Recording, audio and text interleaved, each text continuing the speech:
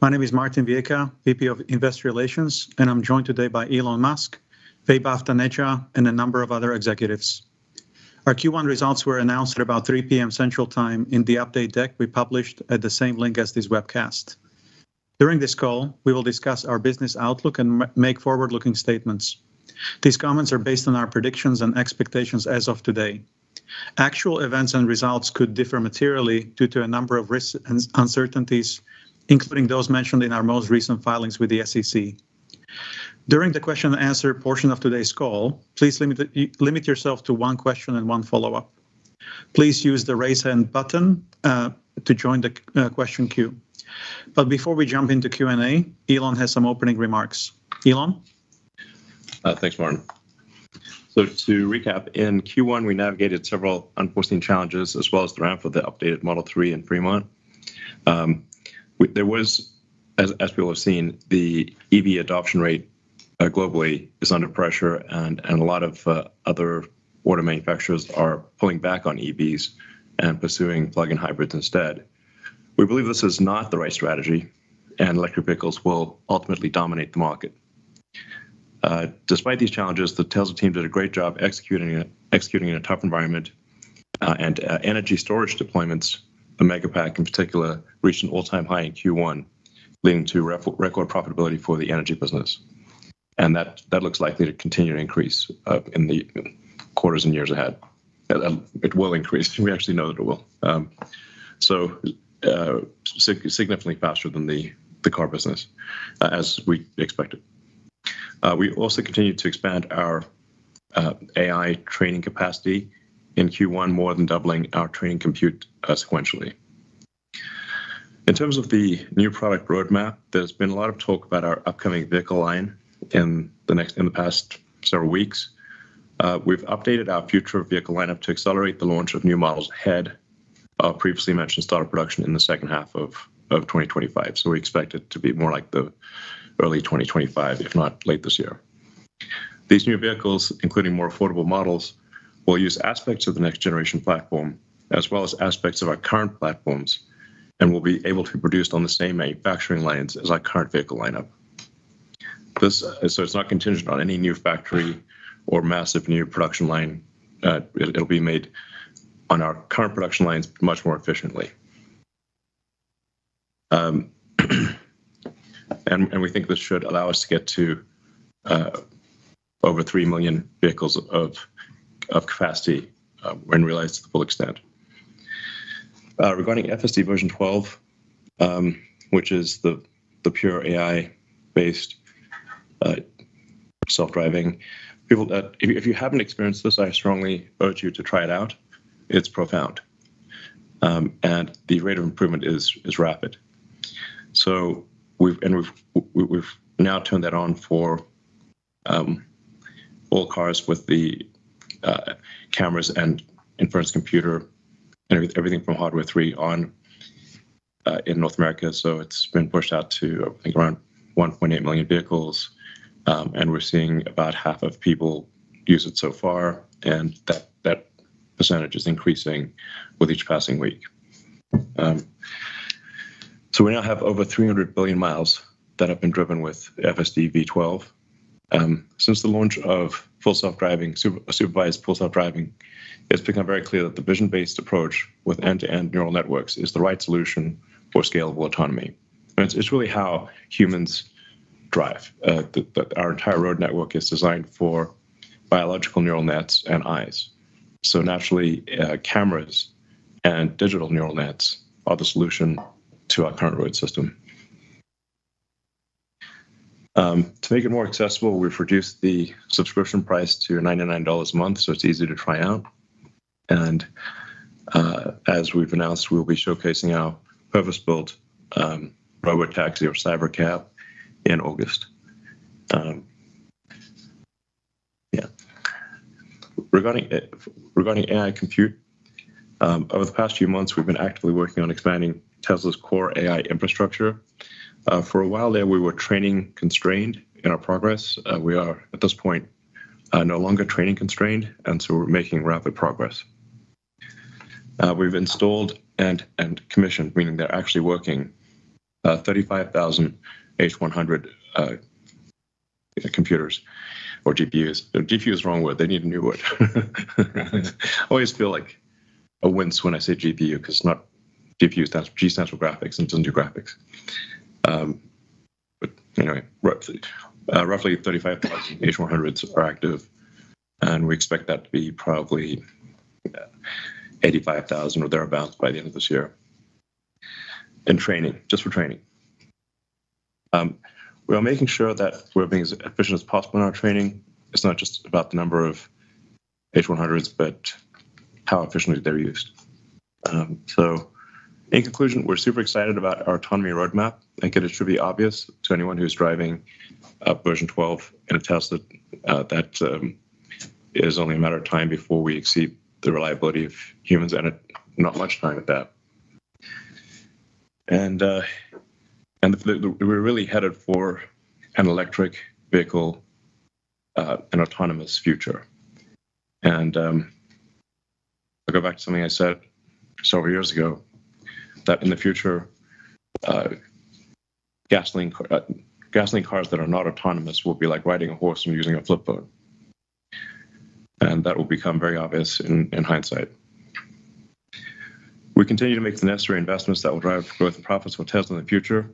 And I wanted to thank the Tesla team for incredible execution during this period and look forward to everything that we have planned ahead. Thanks. Thank you very much. And Vaibhav has some comments as well. Thanks.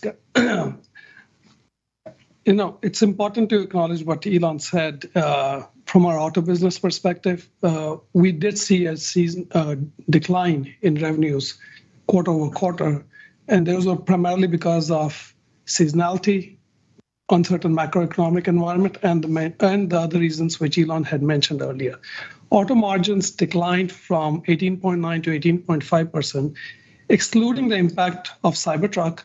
The impact of pricing actions was largely offset by reductions in per unit cost and the recognition of revenue from Autopark feature for certain vehicles in the US that previously did not have that functionality. Additionally, while we did experience higher costs due to the ramp of Model 3 in Fremont and disruptions in Berlin, these costs were largely offset by cost reduction initiatives. In fact, if we exclude Cybertruck and Fremont Model 3 ramp costs, the revenue from Autopark, auto margins improved slightly. Currently, normalized Model Y cost per vehicle in Austin and Berlin are already very close to that of Fremont. Our ability to reduce costs without sacrificing on quality was due to the amazing efforts of the team in executing Tesla's relentless pursuit of efficiency across the business. We've also witnessed that as other OEMs are pulling back on their investments in EV, there is increasing appetite for credits, and that means a steady stream of revenue for us. Obviously, seeing others pull back from EV is not the future we want. We would prefer it the whole industry went all in. On the demand front, we have undertaken a variety of initiatives, including lowering the price of both the purchase and subscription options for FSD, launching extremely attractive leasing specials for the Model 3 in the US for $299 a month, and offering attractive financing options in certain markets. We believe that our awareness activities paired with attractive financing will go a long way in expanding our reach and driving demand for our products. Our energy business continues to make meaningful progress with margins reaching a record of 24.6%. We expect the energy storage deployments for 2024 to grow at least 75% higher from 2023. And accordingly, this business will begin contributing significantly to our overall profitability. Note that there is a bit of lumpiness in our storage deployments due to a variety of factors that are outside of our control, so deployments may fluctuate quarter over quarter. On the operating expense front, we saw a sequential increase from our AI initiatives, continued investment in future projects, marketing, and other activities. We had negative free cash flow of $2.5 billion in the first quarter. The primary driver of this was an increase in inventory from a mismatch between builds and deliveries, as discussed before, and our elevated spend on CapEx across various initiatives, including AI compute.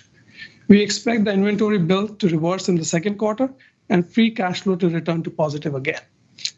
As we prepare the company for the next phase of growth, we had to make the hard but necessary decision to reduce our headcount by over 10%. The savings generated are expected to be well in excess of $1 billion on an annual run rate basis. We are also getting hyper-focused on CapEx efficiency and utilizing our installed capacity in a more efficient manner. The savings from these initiatives, including our cost reductions, will help improve our overall profitability and ultimately enable us to increase the scale of our investments in AI. In conclusion, the future is extremely bright, and the journey to get there, while challenging, will be extremely rewarding.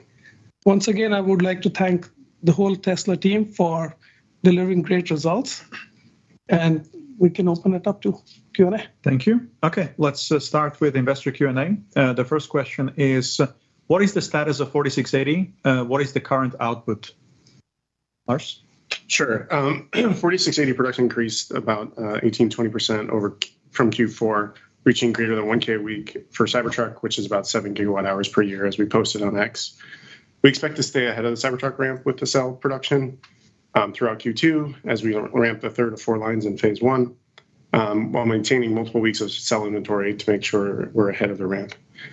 Because we're ramping, COGS continues to drop rapidly week over week, driven by yield improvements throughout the lines and production volume increases. So our goal, and we expect to do this, is to beat supplier costs of nickel-based cells by the end of the year. Thank you. The second question is on Optimus. So what is the current status of Optimus? Are they currently performing any factory tasks? When do you expect to start mass production? We are able to do simple factory tasks, or at least I should say factory tasks in the lab. In terms of actually, we do think we will have Optimus in limited production in the factory, in the actual factory itself, doing useful tasks before the end of this year. And then I think we may be able to sell it externally by the end of next year. These are just guesses. As I've said before, I think Optimus will be more valuable than everything else combined. Because if you've got a sentient humanoid robot that is able to navigate reality and do tasks at request, there is no meaningful limit to the size of the economy.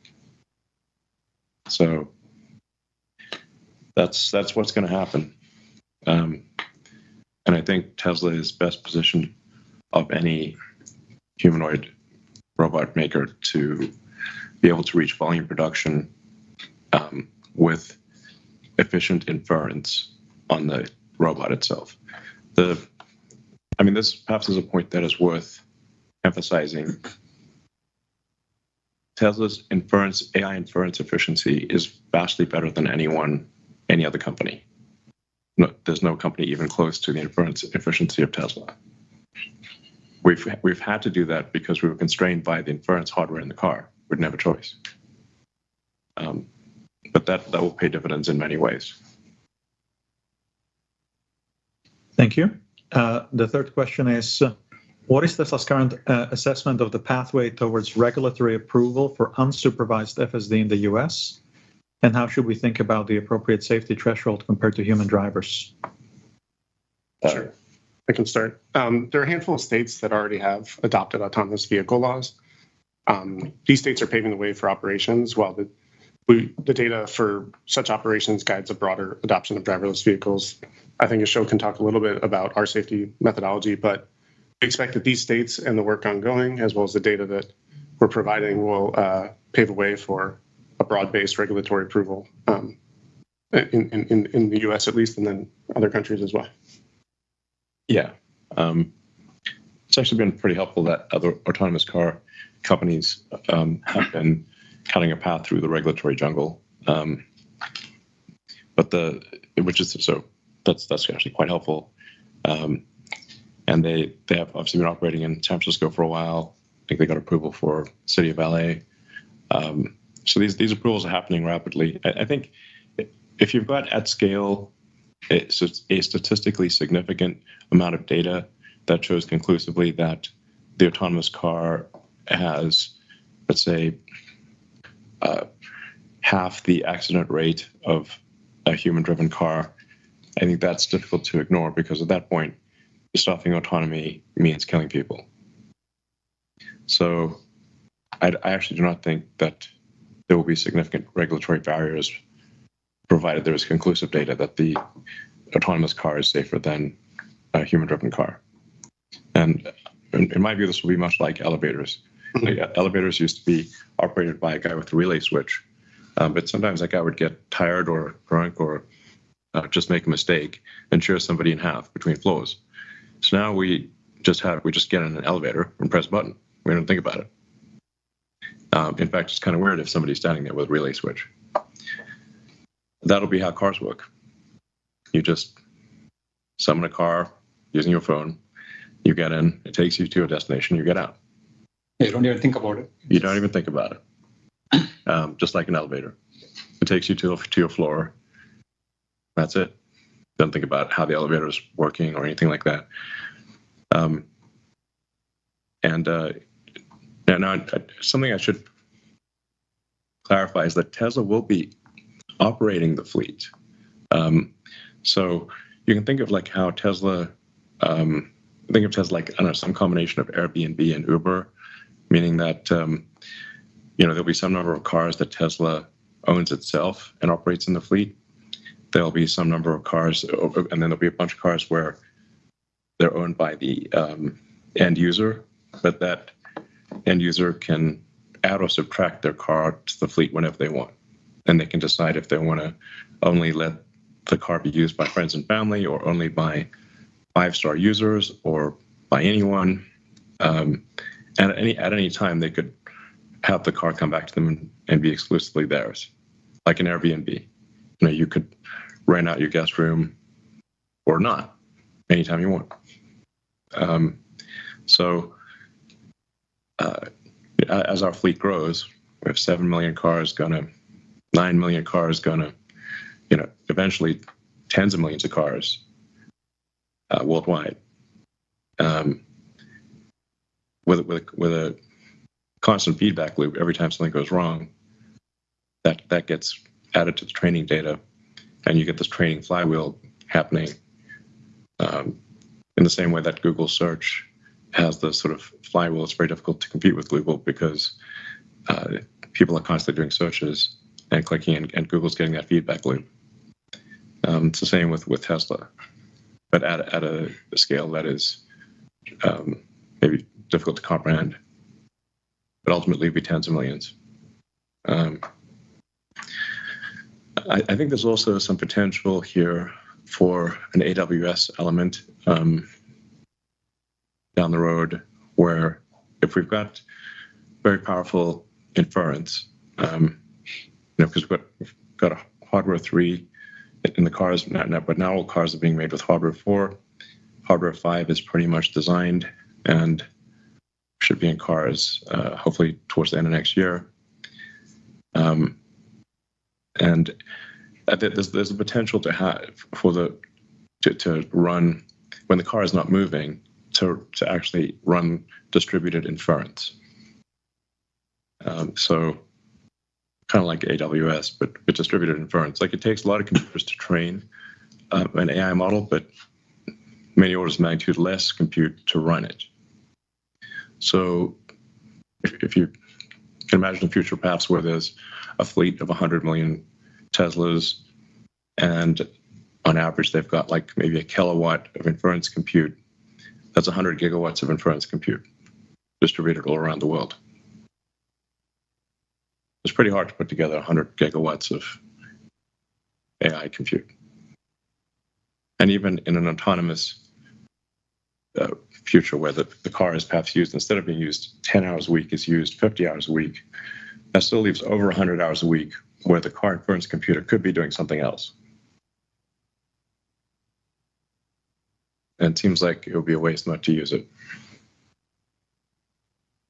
Ashok, do you want to chime in on air process and safety? Yeah, we have like multiple tiers of validating the safety. For like in any given week, we train hundreds of neural networks that can produce different trajectories for how to drive the car. We replay them through the millions of clips that we have already collected from our users and our own QA. Those are like critical events, like someone jumping out in front or like other critical events that we have gathered a database over many, many years. And we replay through all of them to make sure that we are net improving safety. And on top of it, we have simulation systems that also try to recreate this and test this in closed loop fashion.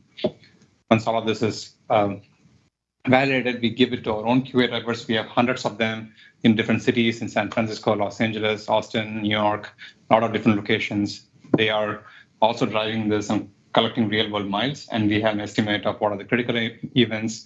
Are they a net improvement compared to the previous week's builds? And once we have confidence that the build is a net improvement, then we start shipping to early users, like 2,000 employees initially, that they would like get the build. They would give feedback on like if it's an improvement or are they noticing some new issues that we did not capture in our own QA process. And only after all of this is validated, then we go to external customers. And even when we go external, we have like live dashboards of monitoring every critical event that's happening in the fleet, sorted by the criticality of it.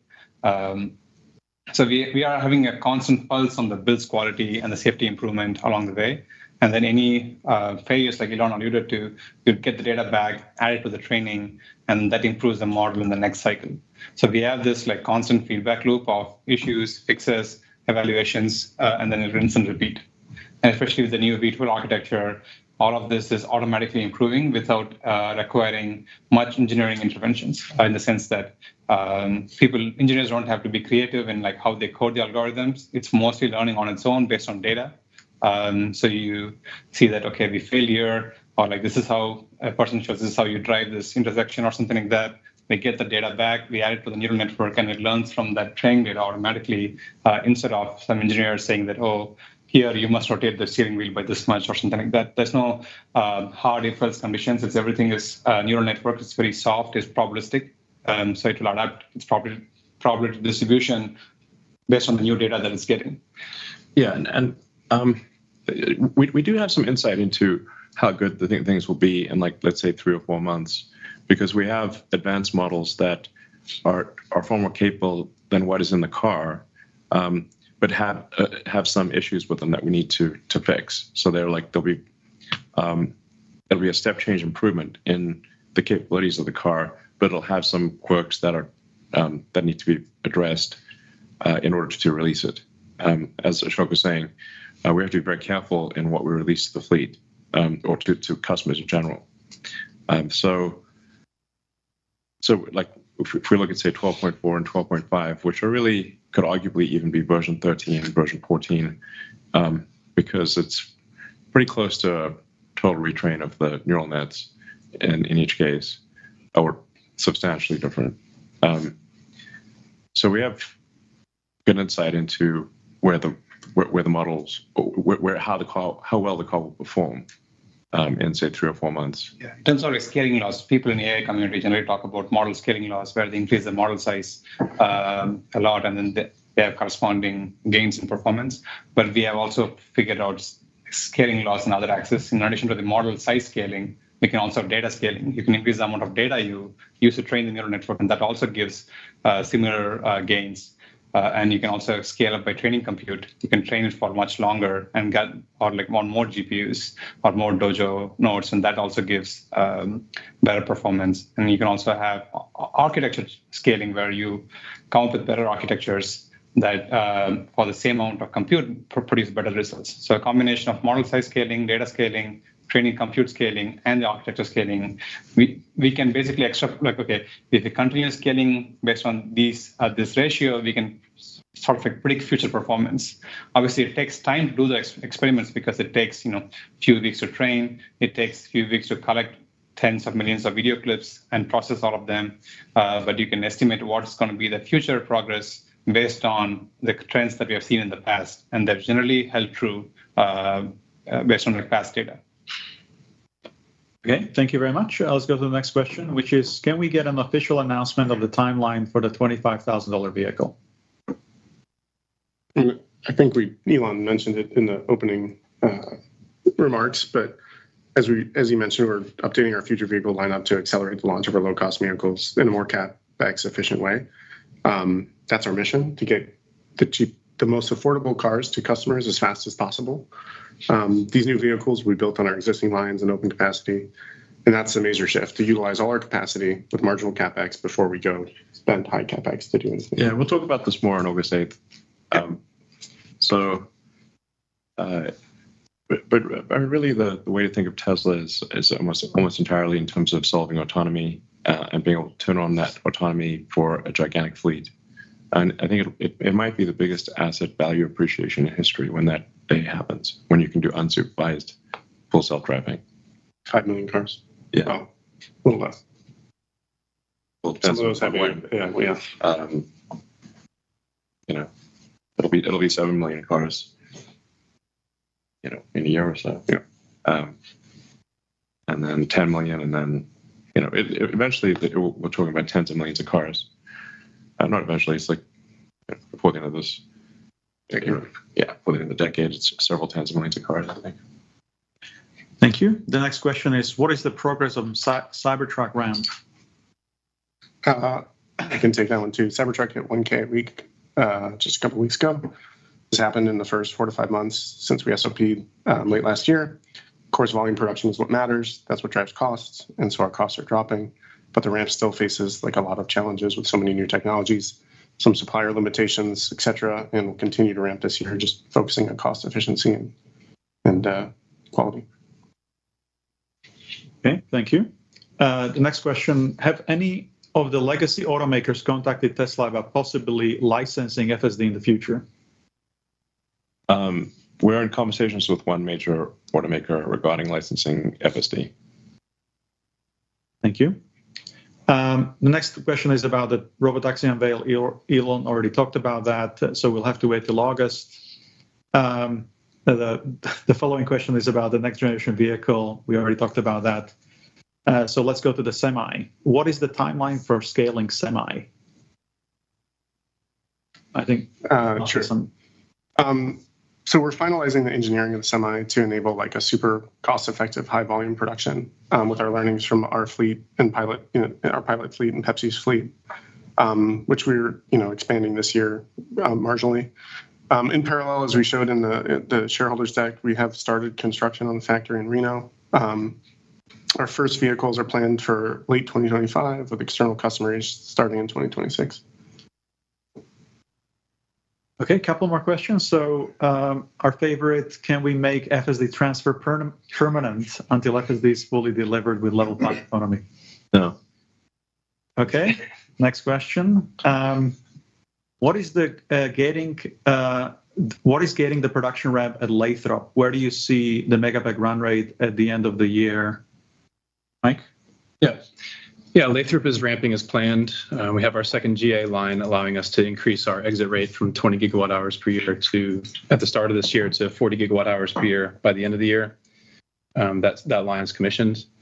There's really nothing limiting the ramp. It's given the longer sales cycles for these large projects, we typically have order visibility 12 to 24 months prior to ship dates. So we're able to plan the build plan several quarters in advance. So this allows us to ramp the factory to align with the business and order growth. Lastly, we'd like to thank our customers globally for their trust in Tesla as a partner for these incredible projects. Okay, thank you very much. Let's go to analyst questions. The first question comes from Tony Sacconaghi from Bernstein. Tony, please go ahead and unmute. Thank you for taking the question.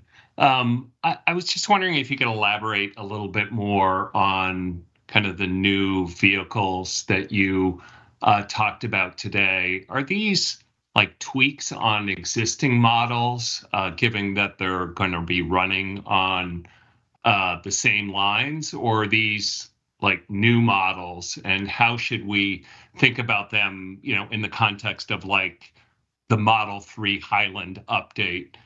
What will these models be like relative to that? And given the quick time frame, Model 3 Highland has required a lot of work and a lot of retooling.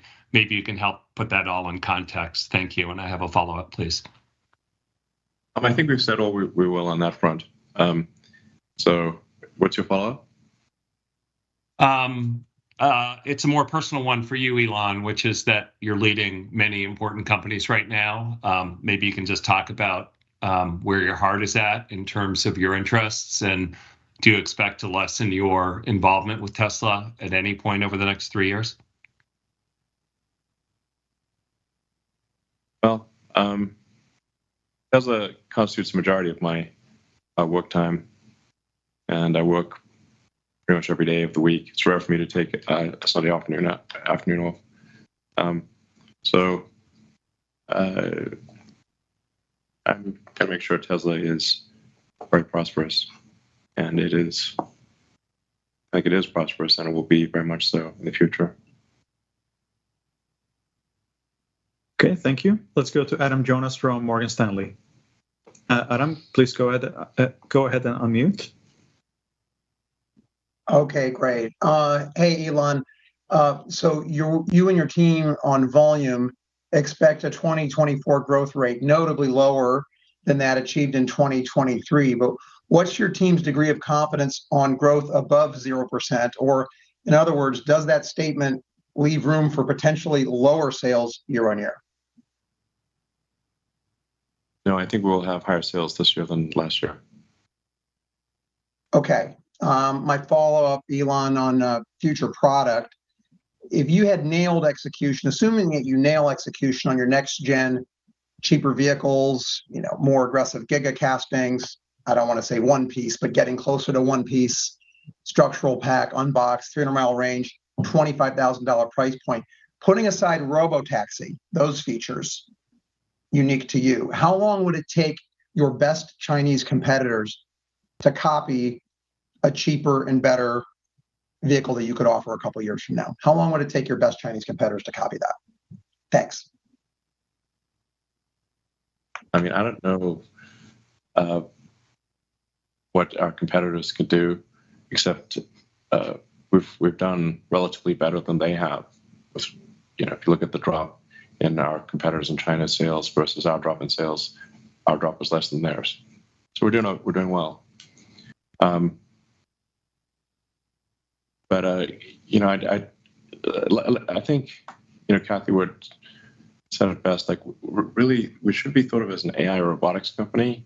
If you value Tesla as just like an auto company, you just have the fundamentally it's just the wrong framework, and it will come to be. If you ask the wrong question, then the right answer is impossible. So. I mean, if somebody doesn't believe Tesla's going to solve autonomy, I think they should not be an investor in the company. Like that is, but we will, and we are. And then you have a car that goes from 10 hours of use a week, like an hour and a half a day, to probably 50, but it costs the same. I think that's the key thing to remember, right? Especially if you look at FSD supervised. If you didn't believe in autonomy, they should give you a preview that this is coming. It's actually getting better day by day.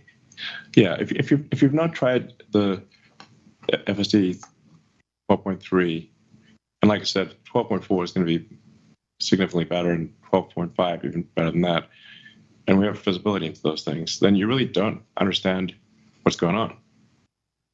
It's not possible. Yeah, and that's why we can't just look at just as a car company, because a car company would just have a car. But here we have more than a car company, because the cars can be autonomous. And like I said, it's happening. Yeah, this is all in addition to Tesla. It's working. The overall AI community is just like improving rapidly. Yeah. Yeah. I mean, we're putting the actual auto in automobile. So, so sort of be like, well, sort of like, tell us about future horse carriages you're making. I'm like, well, actually, it doesn't need a horse. That's the whole point. That's really the whole point. Okay. Thank you. The next question comes from Alex Potter from Piper Sandler. Alex, please go ahead and unmute.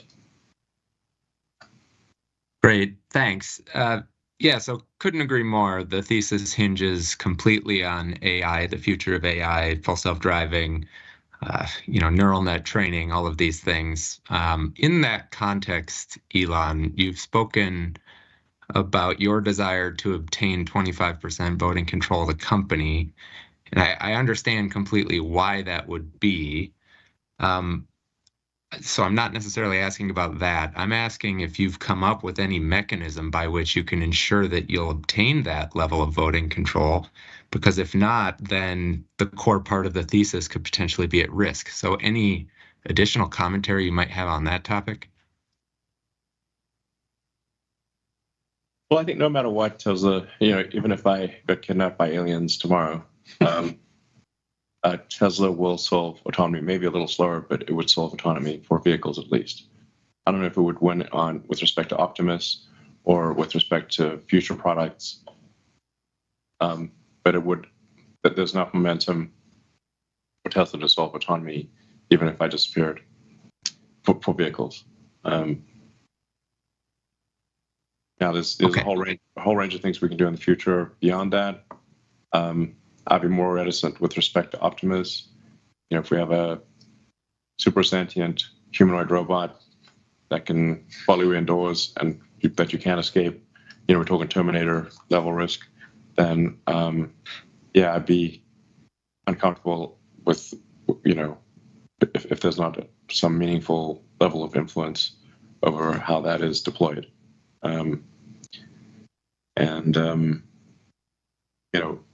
If there's shareholders have an opportunity to ratify or re-ratify the sort of competition, I guess I can't say that. Whatever, but that is a fact. They have an opportunity. Okay. Very good. And we'll see if the company generates a lot of positive cash flow, we could obviously buy back shares. All right, that's actually all very helpful context. Thank you. Maybe one final question, then I'll pass it on. OpEx reductions. Thank you for quantifying the impact there. I'd be interested also in potentially more qualitative discussion of what the implications are for these headcount reductions. What are the types of activities that you're presumably sacrificing as a result of parting ways with these folks? Thanks very much. So, like we said, we've done these headcount reductions across the board. And, as companies grow over time, there are certain redundancies, there's some duplication of efforts which happens in certain areas. So you need to go back and look at where all these pockets are, get rid of it. So we're basically going through that exercise wherein we're like, hey, how do we set this company right for the next phase of growth?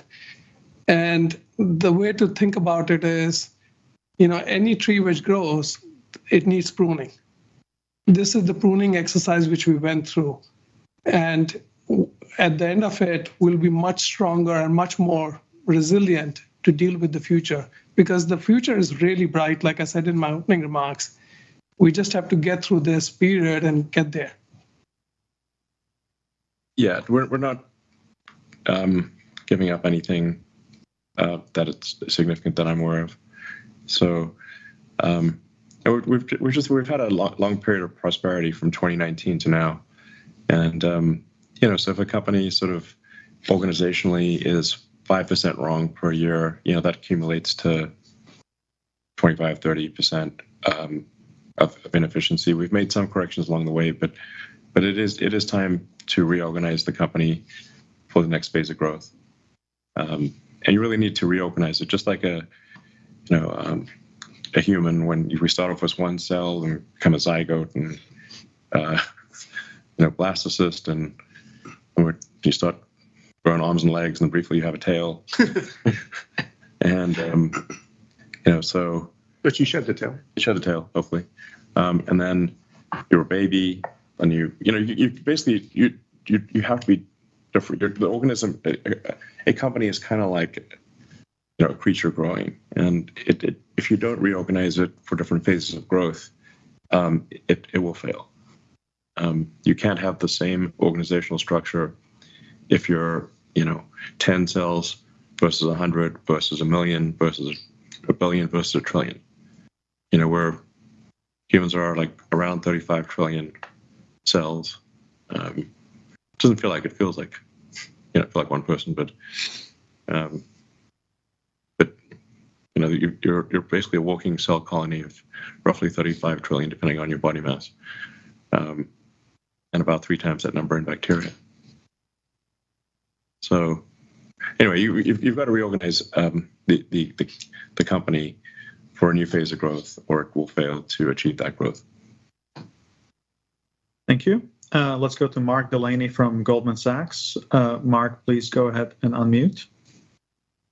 Yes, good afternoon. Thanks very much for taking the question. The company had previously characterized potential FSD licensing discussions as in the early phase, and some OEMs had not really been believing in it. Can you elaborate on how much the licensing business opportunity you mentioned today has progressed? And is there anything Tesla needs to achieve with the technology in terms of product milestones in order to be successful at reaching a licensing agreement, in your view? Well, I think it just needs to be obvious that our approach is the right approach. And I think it is. I think we're now with 12.3.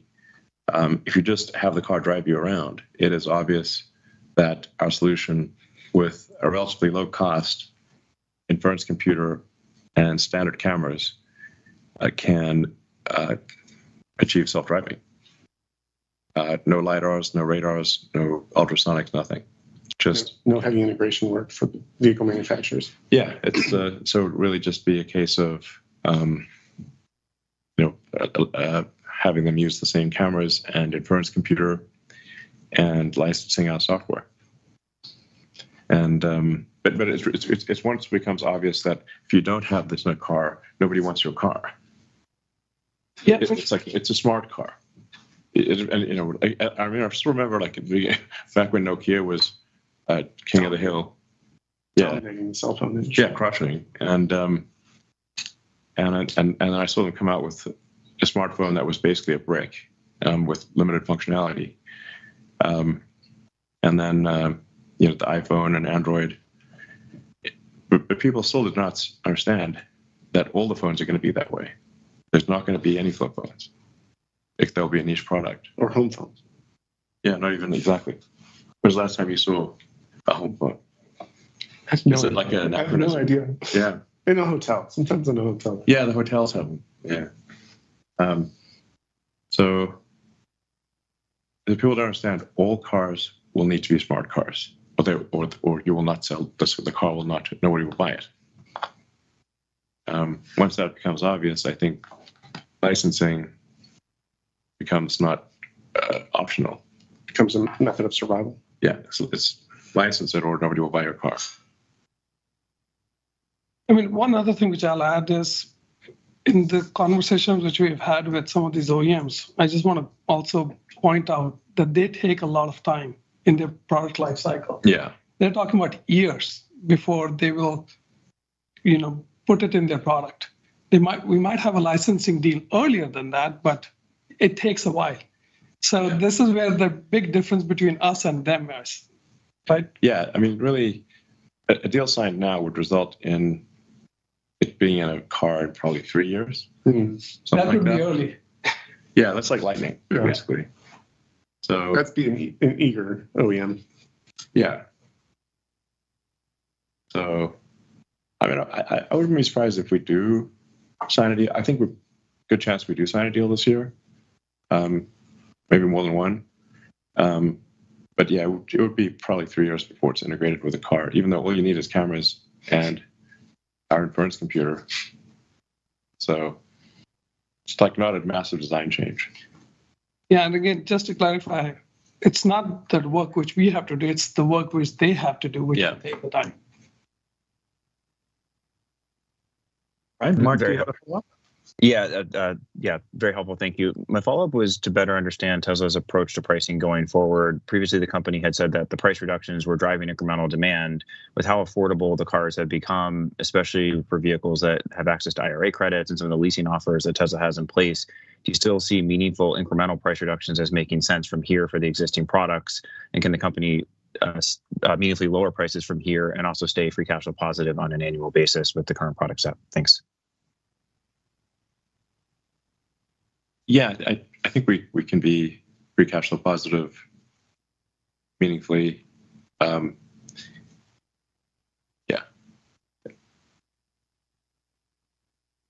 I think Vaibhav said it in his opening remarks, like our cost down efforts, we basically were offsetting the price cuts. That's what I was going to say. Goal. Like we're trying to give it back to the customers.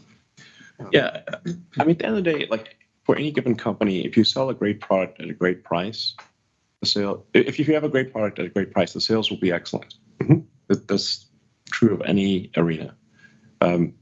So over time, we do need to keep making sure that that it's a great product at a great price, and moreover, that price is accessible to people. So it's not, you have to solve both the value for money and the fundamental affordability question. The fundamental affordability question is sometimes overlooked. If somebody's earning several $100,000 a year, they don't think of a car from a fundamental affordability standpoint.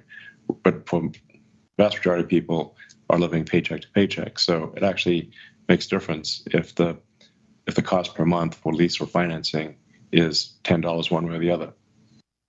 So it is important to keep improving the affordability and to keep, it's just like making the price more accessible. Yeah, exactly. Make the price more accessible, the value for money better, and to keep improving that over time. But also to make kick-ass cars that people want to buy. Yeah, it's got to be a great product at a great price, and the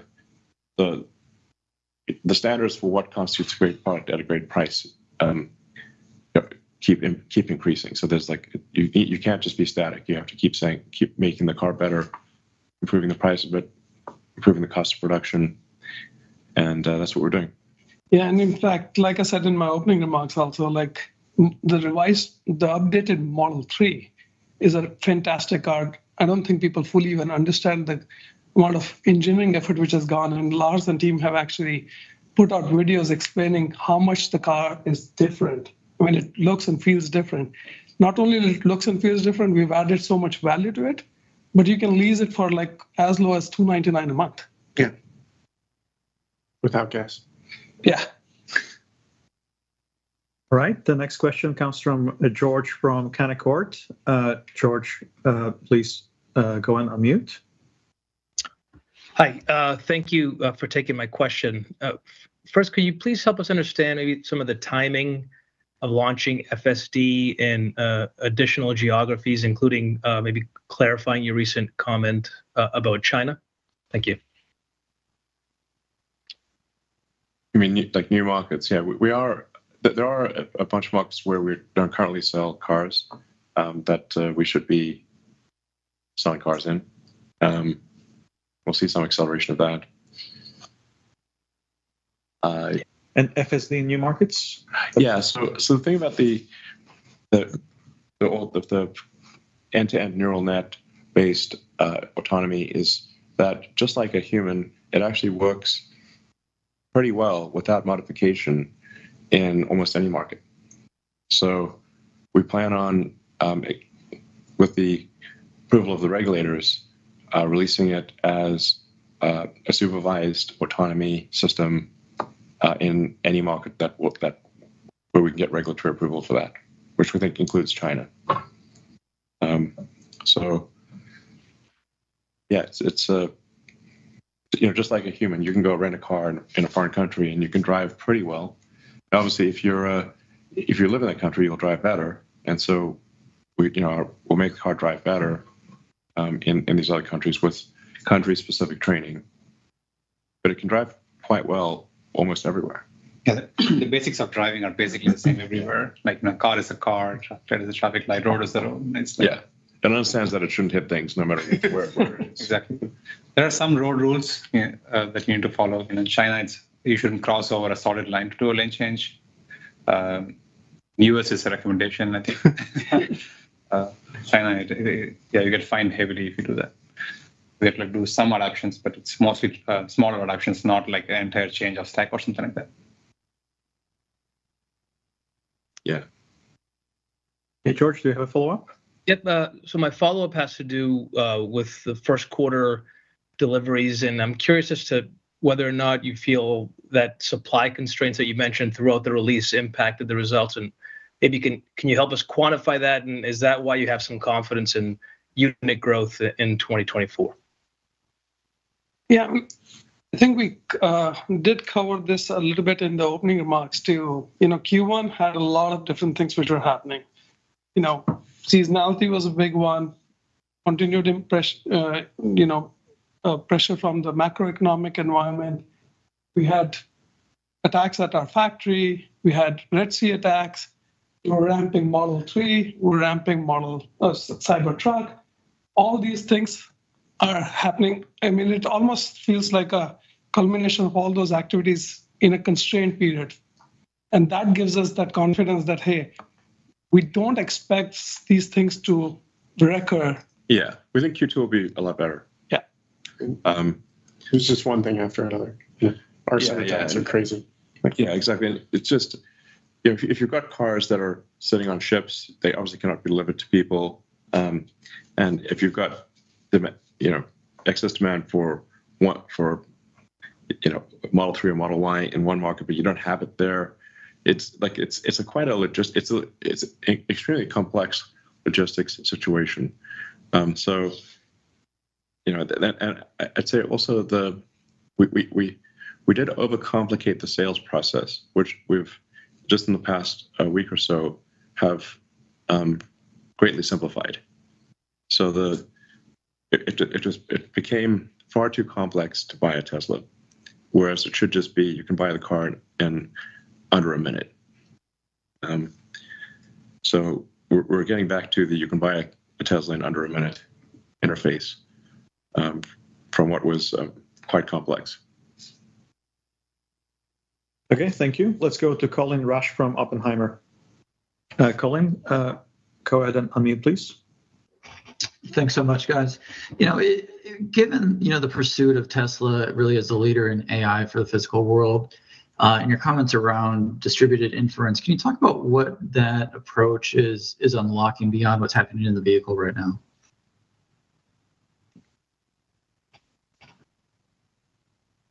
So, do you want to say something?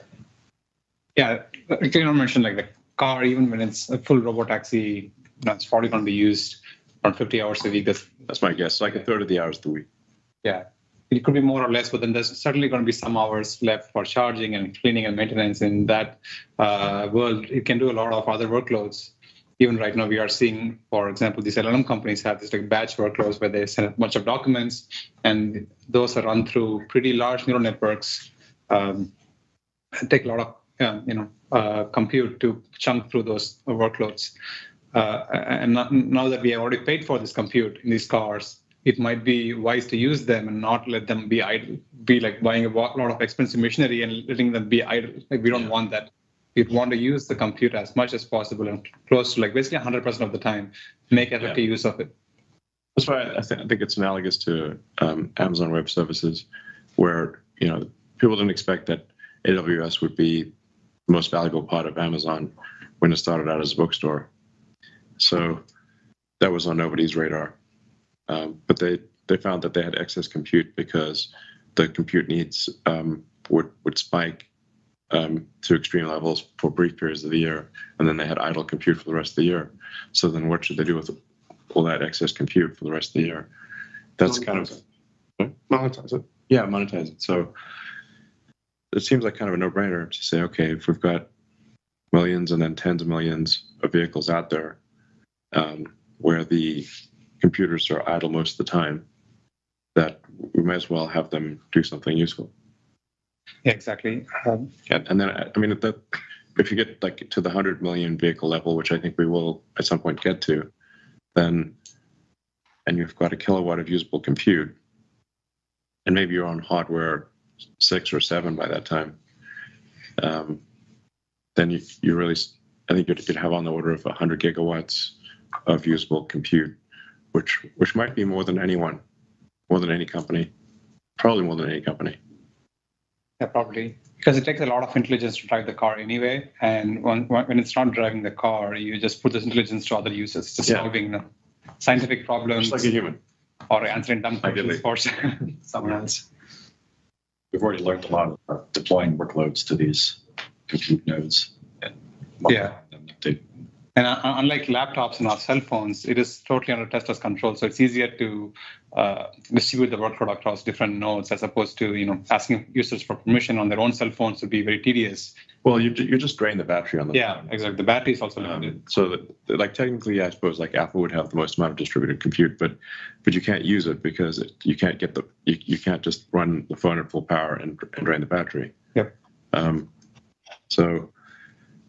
Whereas for the car, even if you're a kilowatt level inference computer, which is crazy power compared to a phone, if you've got a 50 or 60 kilowatt hour pack, it's still not a big deal to run. If you're plugged in, whether you're plugged in or not, you could be plugged in or not plugged in. You could run for 10 hours and use 10 kilowatt hours of your kilowatt of compute per hour. Yeah. Already got a built-in liquid cooled thermal management. Yeah, it's exactly expense for data centers. So it's already there in the car.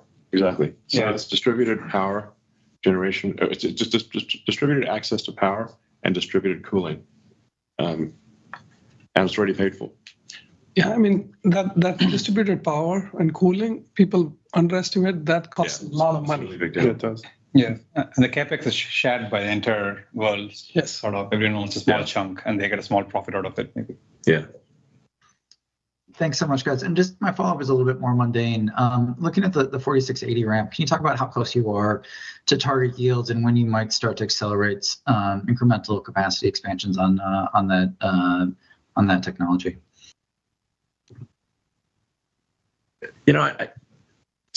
We're making good progress on that, but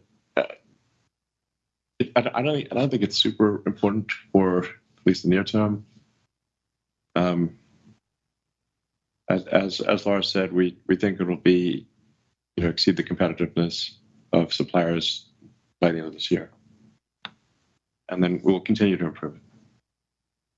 Yeah, I mean, I think it's important to note also that the ramp right now is relevant to the Cybertruck ramp. Yeah, and so we're not going to just randomly build 4680s unless we have a place to put them, and so we're going to make sure we're prudent about that. But we also have a lot of investments with all our cell suppliers and vendors. They're great partners, and they, done great development work with us. And a lot of the advancements in technology and chemistry we found in 4680, they're also putting into their cells. Yeah, I mean, a big part of the 4680, in terms of doing internal cells, was a hedge against what would happen with our suppliers. Because for a while there, it was very difficult because every big car maker put in massive battery orders. And so the price per kilowatt hour of lithium-ion batteries went to crazy numbers, to crazy levels. Bonkers. Yeah, just bonkers. So, okay, we've got to have some hedge here to deal with, cost per kilowatt hours numbers that were double what we anticipated. If we have an internal cell production, then we have that hedge against demand shocks, with too much demand. That's really the way to think about it. So it's not like we want to take on a whole bunch of problems that just for the hell of it. We did the cell program in order to address the crazy increase in cost per kilowatt hour from our suppliers due to gigantic orders placed by every car maker on Earth. So, okay, thank you. And the last question comes from Ben Kalo from Baird. Ben, go ahead and unmute.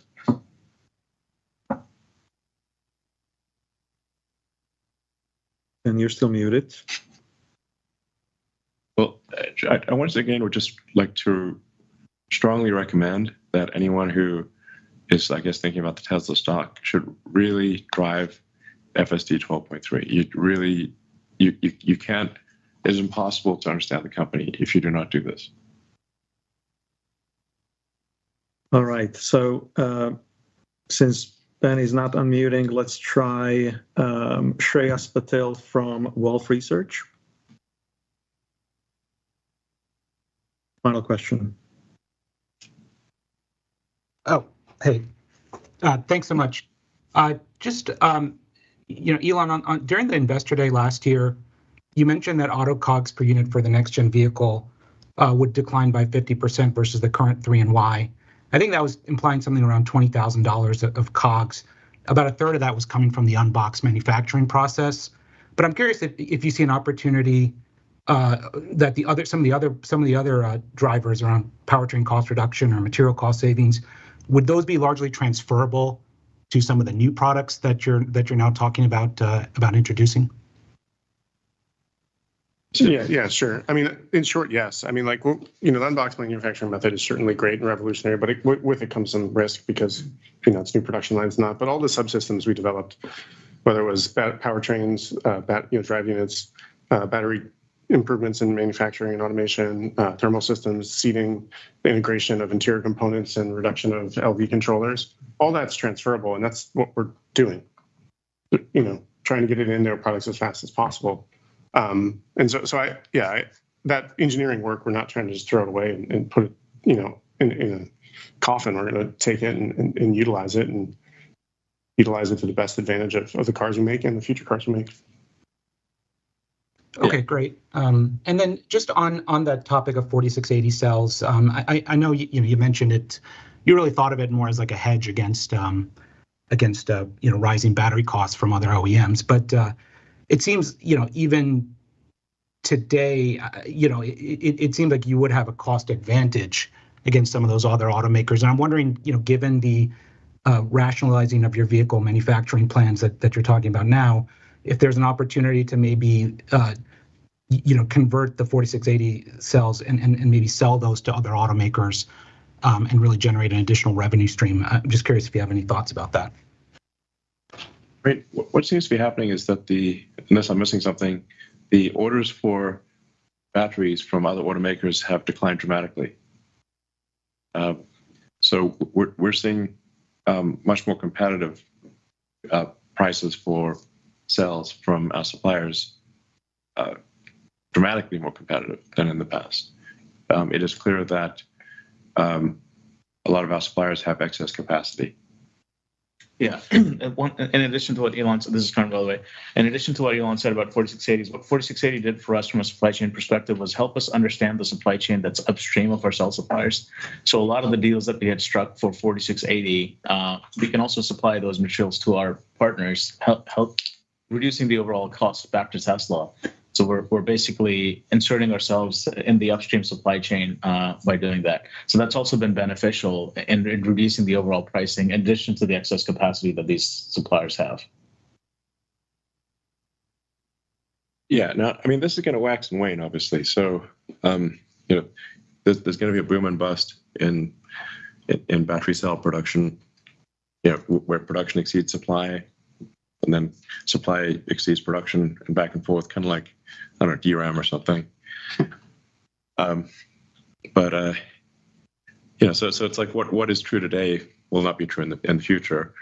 There's going to be somewhat of a boom and bust cycle here.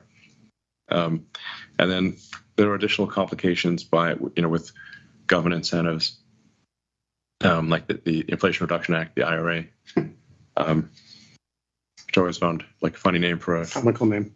Yeah, is it like the Irish Republican Army, the Internet Research Agency from Russia? Independent retirement account? Yeah, exactly. Roth IRA. And it's like forced Spider-Man situation, which IRA wins. But it does complicate the incentive structure, so that there is perhaps there's stronger demand for cells that are produced in the U.S. than outside the U.S. But then how long does the IRA last? I don't know. Which is why it's important that we have both in-house cells and vendor cells to hedge against all of this. Yeah.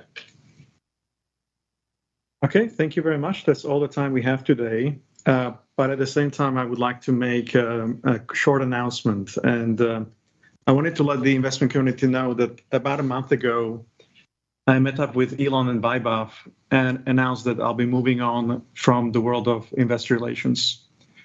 I'll be hanging around for another couple of months or so feel free to reach out anytime.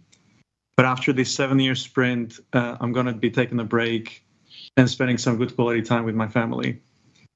And I wanted to say that these 7 years have been the greatest privilege of my professional life. I'll never forget the memories from, I started literally at the beginning of production hell and just watching the company from the inside to see what it's become today.